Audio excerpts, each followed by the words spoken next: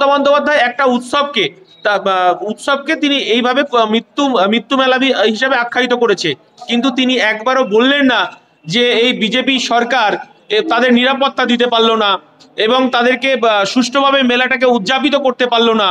সেই সমস্ত প্রশ্ন করেনি, কারণ তিনি আরএসএস বিজেপিকে রাগাতে চান না। তাই এইভাবে মানুষকে সাম্প্রদায়িক ভাগাভাগি করে তিনি ভোট বাক্সকে মজবুত করতে চাইছে। আসলে তিনি আসল যে উদ্দেশ্য যেখানে করার কথা সেটা করছে না, মানুষকে উত্তপ্ত করতে চাইছে, মানুষের ধর্মীয় ভাবাবেগকে জাগিয়ে হিন্দু মুসলমানের ভোটটাকে ভাগ করতে চাইছে। এটাই মমতা বন্দ্যোপাধ্যায়ের উদ্দেশ্য। আর মমতা বন্দ্যোপাধ্যায় এই পশ্চিম বাংলায় গণতন্ত্রকে হত্যা করে দলতন্ত্রকে কায়েম করেছে। মানুষের দৈনন্দিন মানুষের যে চাহিদা পূরণ করতে না পারার কারণে হিন্দু মুসলমানের তাস খেলছে। একদিকে বিজেপি শুভেন্দু অধিকারী, অপরদিকে তৃণমূল কংগ্রেস এবং মমতা বন্দ্যোপাধ্যায়। দেখুন, রাজ্য সরকার গণতন্ত্রের নামে স্বৈরাচারী শাসন ব্যবস্থা জারি রেখে দিয়েছে। 2011 সালে মমতা বন্দ্যোপাধ্যায় যখন ক্ষমতায় আসেননি, তখন উনি বলেছিলেন দলতন্ত্র নয় গণতন্ত্র চাই। আর মমতা বন্দ্যোপাধ্যায় এই পশ্চিম বাংলায় গণতন্ত্রকে হত্যা করে দলতন্ত্রকে কায়েম করেছে। স্বাভাবিকভাবে যেটা হওয়া সেটাই হচ্ছে। মমতা বন্দ্যোপাধ্যায় গণতন্ত্রকে হত্যা করে বিরোধীদের কণ্ঠরোধ করতে চাইছে এবং পুলিশ প্রশাসন আর মমতা বন্দ্যোপাধ্যায় একসাথে কাজ করছে। তো স্বাভাবিকভাবেই এটাই স্বাভাবিক। আমরা বারবার দেখি হিন্দু মুসলিম নিয়ে যেন একটা ভোট চলছে বা দাঙ্গা চলছে। যখন মমতা বন্দ্যোপাধ্যায় এবং বিজেপি জনগণের কাছে প্রতিশ্রুতি রেখে দিয়েছিল, যেমন 2014 সালের আগে যখন বিজেপি ক্ষমতায় আসার আগে বলেছিল বছরে 2 কোটি বেকারের চাকরি দেবে, আদিবাসীদের জল জমি জঙ্গলের অধিকার ফিরিয়ে দেবে, জিরো ব্যালেন্সে 15 লক্ষ টাকা দেবে, মানুষের নিত্য প্রয়োজনীয় জিনিসের দাম কমাবে, কৃষক ভালো থাকবেন, সুস্থ থাকবেন। ঠিক অপরদিকে তৃণমূল কংগ্রেস দলতন্ত্র নয় গণতন্ত্র চাই।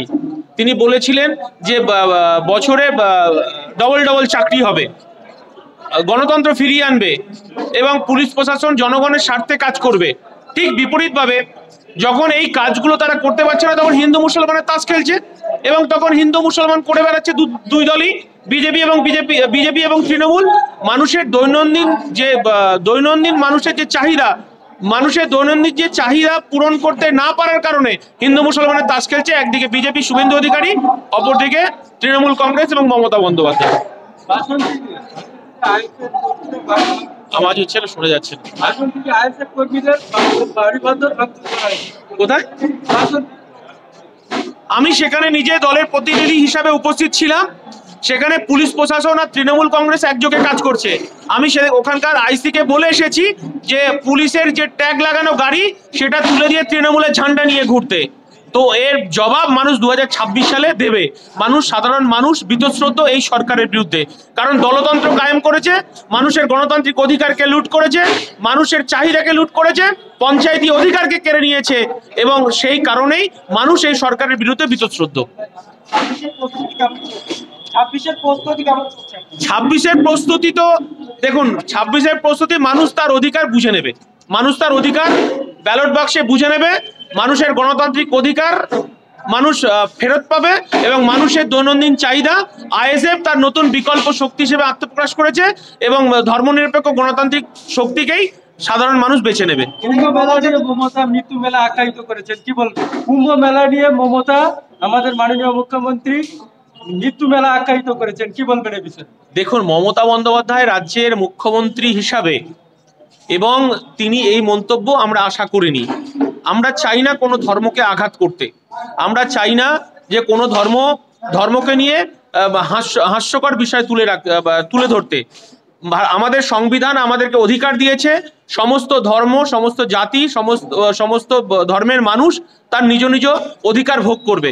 মমতা বন্দ্যোপাধ্যায় একটা উৎসবকে তিনি এইভাবে মৃত্যু মেলা হিসাবে আখ্যায়িত করেছে, কিন্তু তিনি একবারও বললেন না যে এই বিজেপি সরকার তাদের নিরাপত্তা দিতে পারলো না এবং তাদেরকে সুষ্ঠুভাবে মেলাটাকে উদযাপিত করতে পারলো না।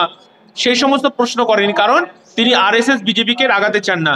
তাই এইভাবে মানুষকে সাম্প্রদায়িক ভাগাভাগি করে তিনি ভোট বাক্সকে মজবুত করতে চাইছে। আসলে তিনি আসল যে উদ্দেশ্য যেখানে করার কথা সেটা করছে না, মানুষকে উত্তপ্ত করতে চাইছে, মানুষের ধর্মীয় ভাবাবেগকে জাগিয়ে হিন্দু মুসলমানের ভোটটাকে ভাগ করতে চাইছে। এটাই মমতা বন্দ্যোপাধ্যায়ের উদ্দেশ্য।